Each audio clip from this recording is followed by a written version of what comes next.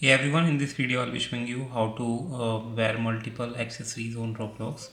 So you just need to open guys browser and just go to roblox.com. It will take you to the homepage of Roblox. Now you just need to tap on this menu bar over here and just go to Avatar. Now this avatar editor only works on desktop mode, so if you want to use this avatar editor you have to enable desktop website from the by tapping on double A.